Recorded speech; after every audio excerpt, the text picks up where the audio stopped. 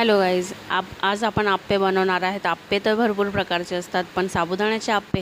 तर चला मग रेसिपीला सुरुवात करू। साबुदाणा मी रात्रभर सोक करून ठेवलेला होता आणि काही व्हेजिटेबल्स घेतलेले आणि बटाटा मी बॉईल करून घेतलेला आहे आणि ग्रेट करून घेतलेला आहे आणि शेंगदाण्याचं कूट घेतले।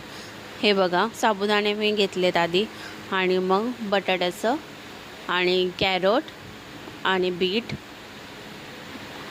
कोथिंबीर आणि शेंगदाण्याचं कूट असं छान मिक्स करून घ्यायचं आहे। आपण आता मिक्स झाल्यानंतर काही मसाले ॲड करणार आहे। Black pepper powder, chaat masala, लाल तिखट,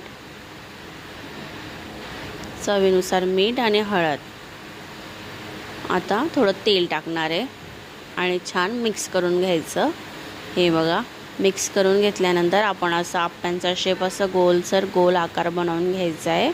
हे बघा, बनवून झाले आणि आप्प्यांच्या पॅनमध्ये थोडं थोडं तेल टाकणार आहे, जेणेकरून ते खाली चिपकायला नको म्हणून। सर्व आप्पे असे ठेवून घेतलेले आहेत। या साईडला 2 मिनटं आणि अदर साईडला 2 मिनटं असं छान हे होऊ द्यायचं। हे बघा, फ्राय होऊ द्यायचे छान। ज़बरदस्त रेसिपी, एकदा नक्की ट्राय करा आणि मला रेसिपी कशी वाटली कमेंटमध्ये नक्की सांगा। असेच छान छान रेसिपींसाठी चॅनलला सबस्क्राईब करा। Thanks for watching guys.